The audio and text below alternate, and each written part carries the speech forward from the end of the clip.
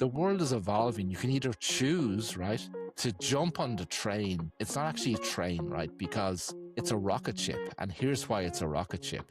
It's moving so fast that what used to take 1 year is now taking 1 month. What used to take 10 years is now happening in 1 year.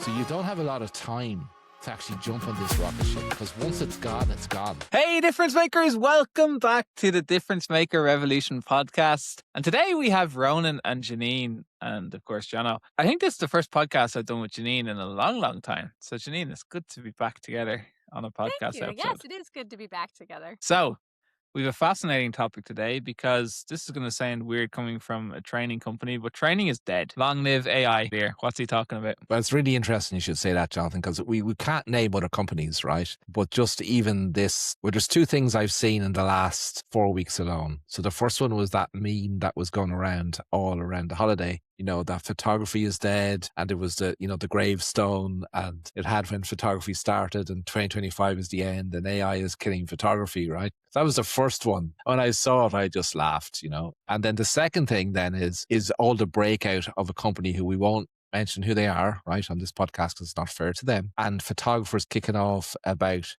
they using AI now to offer headshots directly to consumers and businesses, right? And when you see that, right, and you hear all the complaints and all that about it and the giving out, is that for me, the photographer's photographer, right? And we describe, people hear us saying this photographer all the time, but it's the photographer who's so caught up in that it's all about their photo and the quality of their photo, right? That they think that AI is not coming for their business if that's their value proposition.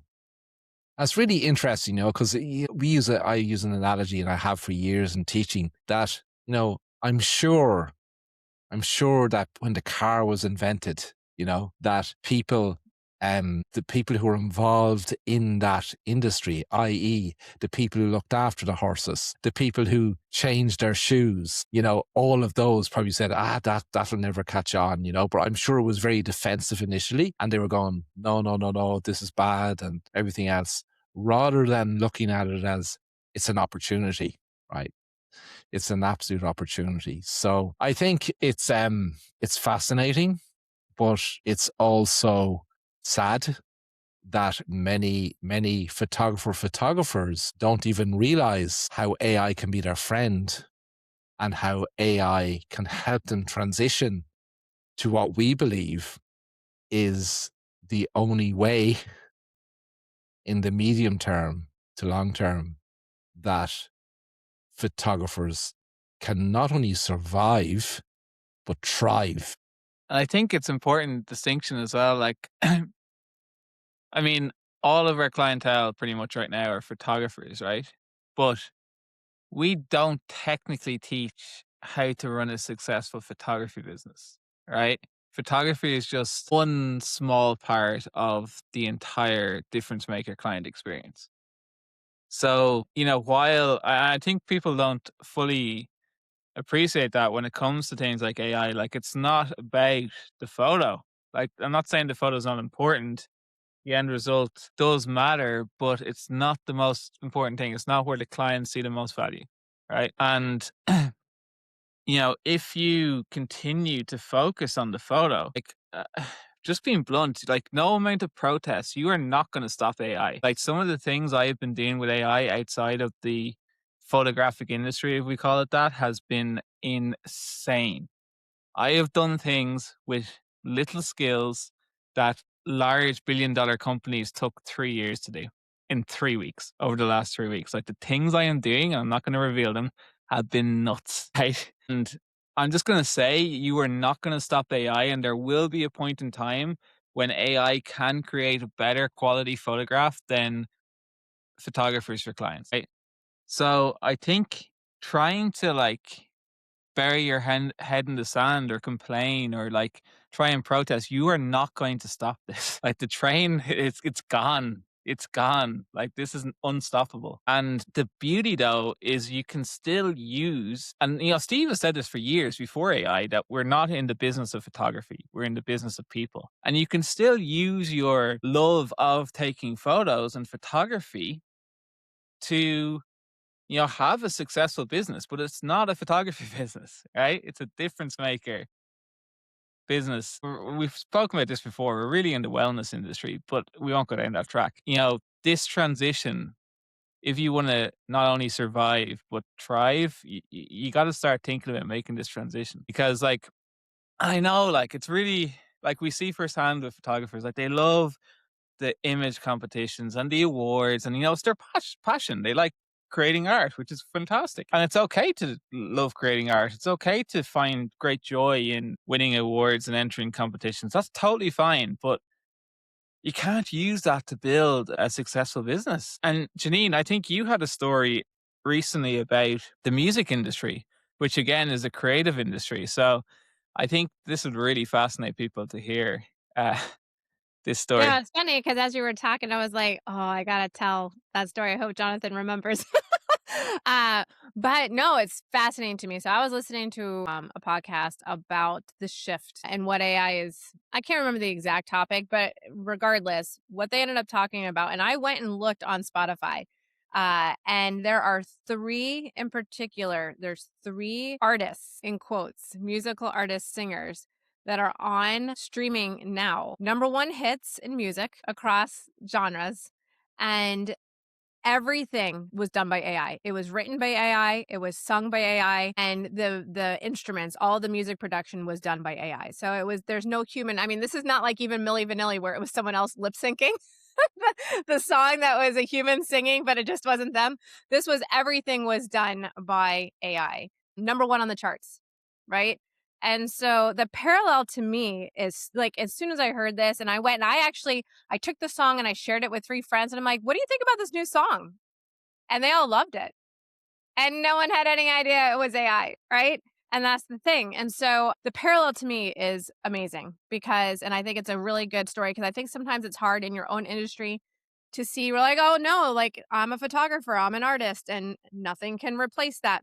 Well, I'm sure that musicians probably saw the same thing, right? How can anybody replace songwriting, instrument playing?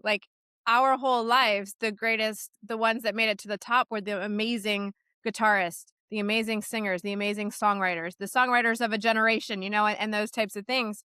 And when in reality, they were really all it's entertainment.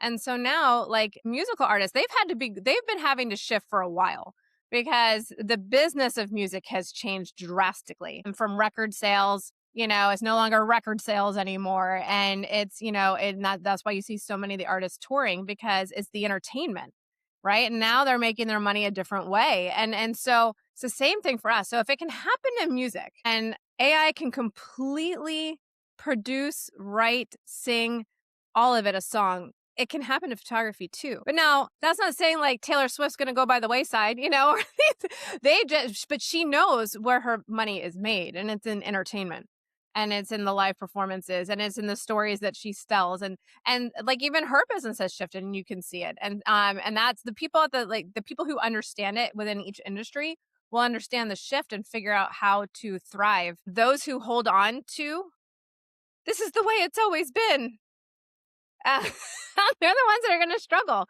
And to me, it's funny, Ronan. We've had this conversation so many times, and some of the stories I feel like we beat over and over again. But you kind of have to, it's like the Blockbuster video, they forgot what business they were actually in, and they let it go because they wouldn't get on board. They could have bought Netflix for, I think it was $50 million or something at the time. Netflix literally said, you want to buy us, Blockbuster, $50 million? And they said, no. We all know how that ended up. But there's an important thing in what you're saying there, Jeanine, because I understand it.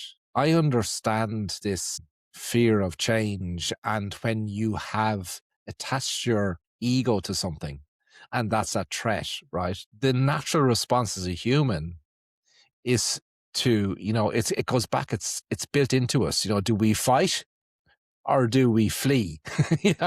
Because the bushes are shaking, and it could be a lion that could eat me, or it could be nothing. It could be just a little rodent, Right.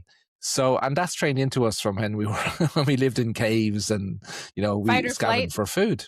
Yeah, fight or flight. And that's just a natural reaction. So it's okay to feel that way. Okay. But then you've got to rationalize how you're feeling and turn your feelings into a strategic assessment as to what the future holds for you based on what you currently do. And unfortunately, and we've been talking about this for so long, like for years and years and years and years and years, that, you know, the industry has just built it up that it's all about the photography. And I understand why it is. I've studied the evolvement of photography, when the first photograph was taken, and I never pronounced his name right, but Nice in France, like you had to be a scientist to create a photograph, and then gradually over the years, as it evolved, the need to be a scientist went down and down and down and down. And then it became about being the artist.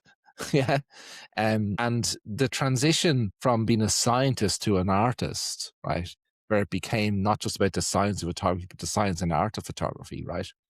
It's been like that for so long that we don't realize that the science and the art, right, is going to become less and less and less and less important, just like you've just explained in the music, right?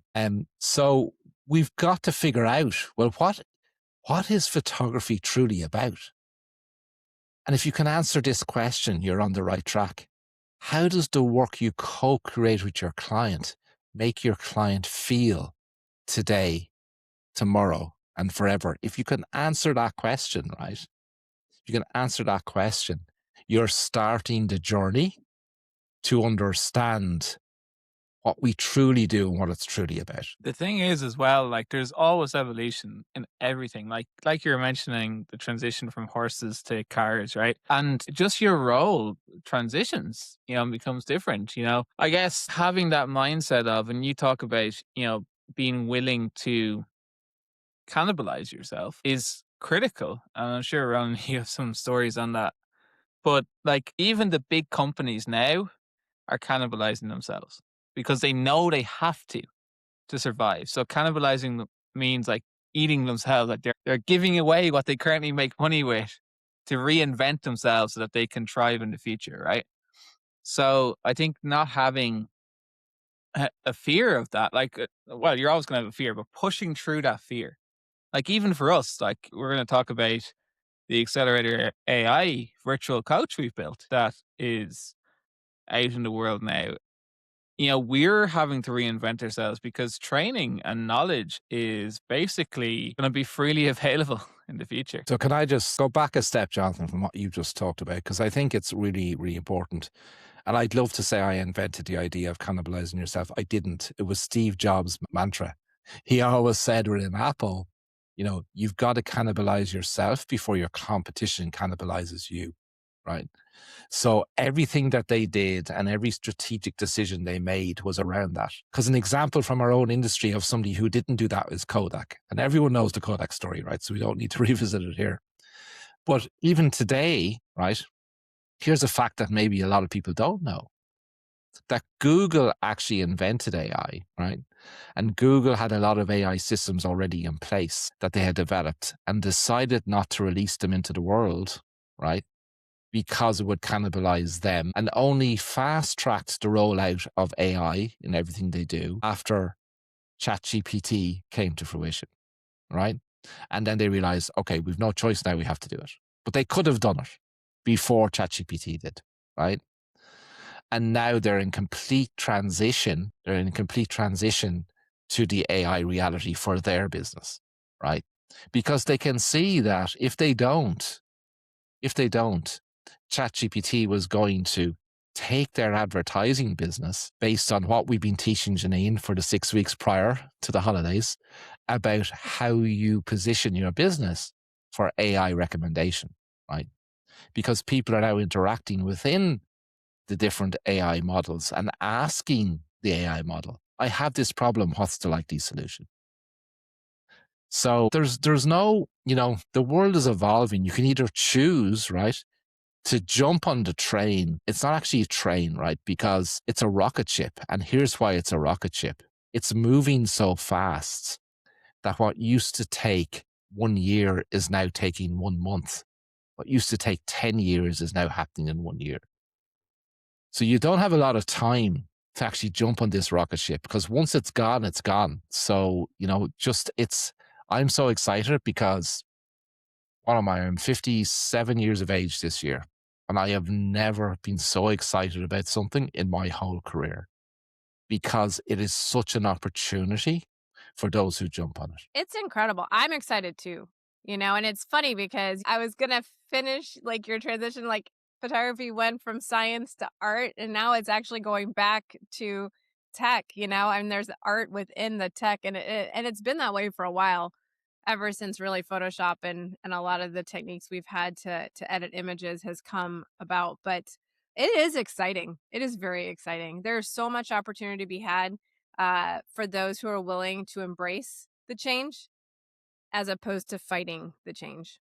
So, Jeanine, just to talk about that embrace, because we've actually an example, right, of that. I think you should explain your nano banana story. Oh, yes. The one with my client. Yeah. Okay. Because this was me, right? But linked into this, Jeanine, is the reaction and the question that came from even one of our members who's becoming a difference maker, right?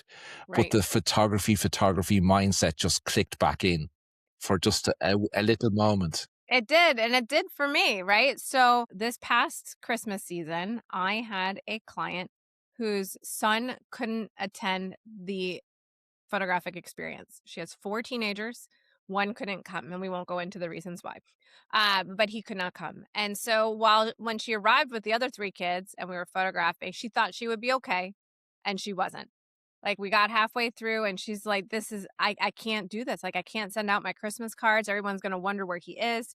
This is not complete for my family. And so we sat down and we were talking for a little bit, and we were trying to brainstorm ideas. Like, I was thinking back to the old ways. Like, we've composited families before. We haven't been able to get everybody in the studio at the same time, and we've had someone come in at a different time, photograph them in the same lighting situation, and then do a composite. Lots of larger families do this all the time, right? And we've seen that before. But he could not come in, and that was going to be very obvious. This boy was not coming.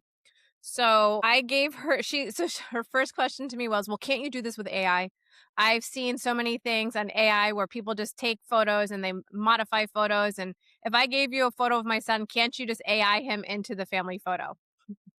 Right. And so my first reaction was like, I can't do that. I'm not doing that. He wasn't here for the experience, and so my initial reaction was of, this isn't real. He wasn't here. I'm happy to composite him in, but if we use AI, then it's not going to be your family and this and this and that. And so I stopped myself in the middle of arguing with myself, and I was like, you know what? I need to make my client happy.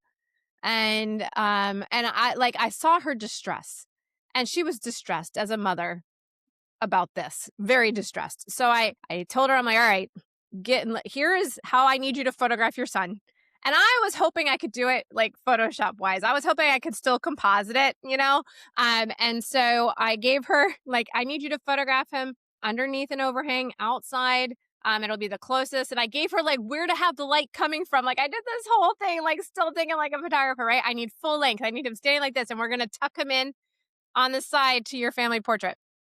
And so 2 days later, she sends me a photo, not having paid attention to any of those instructions. It was not full length for a full length family photo. He was cut off at the knees. It was inside with incandescent lighting. I mean, it was awful. Awful. And I'm looking at this, I'm like, there is nothing I can do with this. Like, this is horrible. But I was like, you know what? I'm gonna take off my photographer hat, put on my difference maker hat, and how can I make this happen? So I took Nano Banana, went into Gemini, used Nano Banana, and I put in the family portrait I took. I took the photo that she sent me, and I asked it to, I did the whole, a big long prompt on the lighting and what to do and how to make this happen. And the image it came back with, unfreaking believable. It fixed the lighting. It added legs. It gave him sneakers. It put him at the right height according to the family, close enough that she's like, it's not exact, but I'm good with it. And it was unbelievable. Like, on a Christmas card sent to her family, no one's going to know that boy wasn't here. And when she came to pick up her Christmas cards and her little album, she cried. She legit cried. She gave me a big hug and she told me I saved her Christmas. So what's the price of that, Jeanine, for your client? And it's priceless. I gave her back her peace. I gave her back her happiness for Christmas. She thought it was gone. She thought this was going to be a Christmas that was just gone. We gave that back to her because we used a tool we had at our disposal. And And Jeanine, was that feeling for her real? it was real. It was a real feeling. It was a real fear. It was a real sadness. And then it was real joy and real excitement. So when you hear this thing that AI is not real, right? It's not a real photograph, right? So therefore it's not real, and therefore clients won't see the value in it, right? You've just said you created something that wasn't real, that made your client feel, right, from a position of despair to a position of joy, a feeling of joy.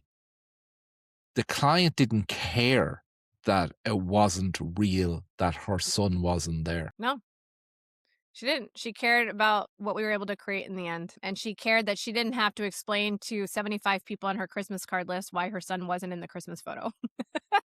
And she, and there's a couple of other things too, which I don't feel comfortable revealing on a podcast, but there's a couple of other things that also go into that feeling. And it was very real for her. And if you would have received that hug, you would have known how real it was, and the tears. And so my position completely changed. And I even told my team, I'm like, you know what? If we need to use these tools to create happiness for a client, we're doing it. Why not? And that's what we're in business to do, And this is me, right? Like, I mean, we use magical artwork all the time, floating books in the air and having magic coming out of their wands. I mean, that's all happening in post-production. We allow them to use their imagination and tell them what it's going to be afterwards. But I mean, come on, this isn't anything different. It's just a different tool. And so the experience that the clients are having is real. The end emotion that they have when they receive their artwork, it's real. When they are looking at their portraits displayed in their home and they smile and they feel the warmth and the kids feel seen and loved, those are all real emotions. All real emotions. So, it's just interesting to me, the real versus not real. It'd be like the same thing of telling someone who's painting, well, it's not a real photograph because you painted it. I mean, are we going to tell painters that their artwork isn't real because it's not a photograph? It's interesting to me, the whole real versus not real. What's real is the emotions created. Well, and the value of what it represents, that's real to the client. And it's all about creating something so valuable to a client that it represents something incredibly valuable to a client. And that's what we're really doing. So can we go back to the cannibalizing thing? Because I know we could talk for hours and hours and hours, and I know we can't talk for hours and hours and hours. So can we go back to the cannibalizing thing and, how we are currently cannibalizing what we've been doing for many years? Because, well, there's a couple of reasons why, but Jonathan, can you just explain what we're doing first? And then I want to explain some of the reasons why. Oh gosh, am I going to steal like your thunder now if I say this word? I don't know if I meant to, but Ronan does like his thunder, Jono, so be careful. I know. So for me, and I think the team realized this, like training is dead. Like people don't want to sit down and spend hours listening to us talk about, I was going to say talk crap, but it's not crap, share our expertise. Let's positively reframe it as Steve would teach us. People don't want to sit down, watch, hours of videos of us sharing our expertise, telling you what you should be doing, and then you having to remember all that, write it down, and then actually not figure out how to do it, but then to do it, right? You just want it done, right? You want it done and you want it done now. So because of AI, we have been able to build what we have called Accelerator AI, which is our new AI virtual coach. And this is the key part, it is programmed with the knowledge of Steve, Jeanine, Ronan, and Jonathan. And we are all experts in different areas of the client experience and with different, expertises and different topics along the way. And the purpose of it is that not only do you have access to it 24/7, but you can just get it to do stuff with you now, right? Because nobody wants an actual drill to make a hole in the wall. They want a hole in their wall, right? So we have been working very hard, and only because of AI and the developments in AI have we been able to bring this to our inner circle members? So I'm not sure how far you wanted me to go, Ronan, but you take it over and fill in the blanks. Yeah, so that's exactly right, Jonathan. And, we've seen this coming for some time. And when we made our strategic shift earlier in 2025 and realized this and started down this path, and we were already well familiar with AI. Our development team, our tech development team, all that, were already using AI in what they were doing and all that. And, just even seeing the development and the speed at which it's advancing week by week, is just amazing. But I want to get back to this because I think it's really, really important. So we realized that we need to cannibalize ourselves, as you said, Jonathan.